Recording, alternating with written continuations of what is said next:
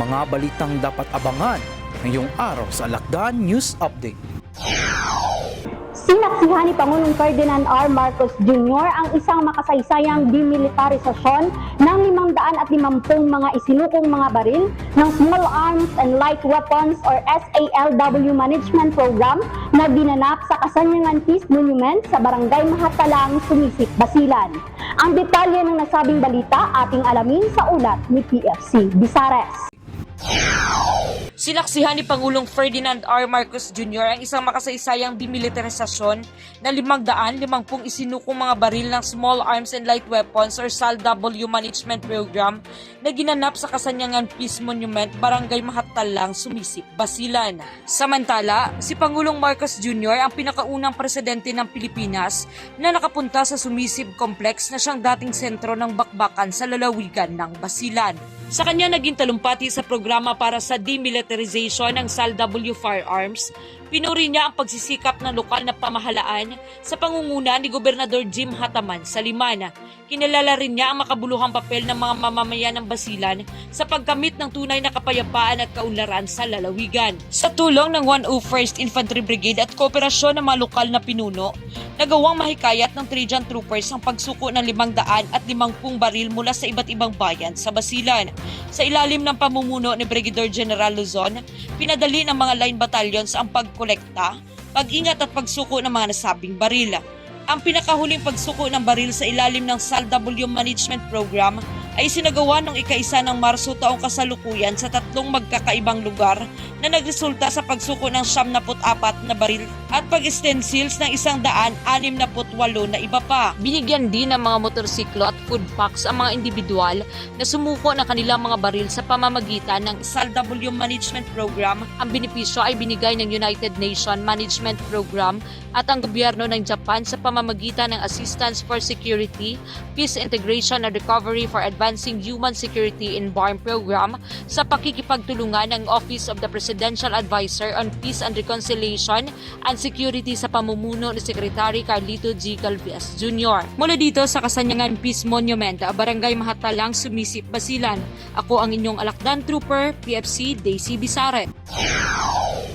Naging masaya at matagumpay ang isinagawang simultaneous fun run activity ng 11th Infantry Alakdan Division. Ito'y alinsunod sa pagdiriwang ng ika-100 at ika-27 anibersaryo ng Philippine Army. Ang detalye ng nasabing balita ating alamin sa ulat ni Private Norjilam.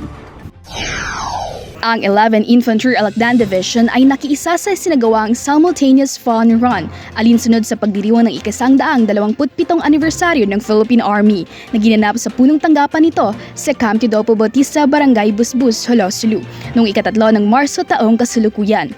Ayon kay Colonel Wilfredo Bergonia Jr., Chief of Staff for Personnel, nagsimula ang kaganapan mula alas 5 ng umaga nang ilabas ang mga mananakbo para sa kategoryang 10 kilometro. 4, 3, 2, 1, go!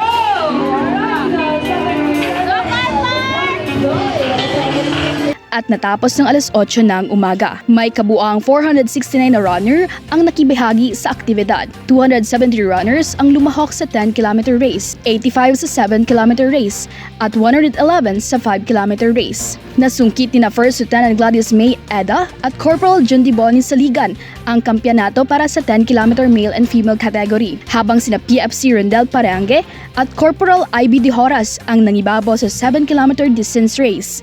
Tinanghal din bilang mga nanalo sa 5-kilometer category sina Private Ramil Hagonoy at PFC Jasmina Ali. Ang nasabing fun run activity ay naglalayong itaguyod ang pagkakaisa, magandang pangangatawan at pagkamakabayan. Ito rin ay nagsisilbing simbolo na nagpapatibay ng pakikipagkaibigan ng mga tropa. Sa kanyang naging mensahe, pinaabot ni Major General Ignatius N. Patrimonio, Commander ng 11th Infantry Division and Joint Task Force Orion, ang kanyang taus-pusong pasasalamat sa mga kalahok ng Fun Run Anniversary ng Philippine Army.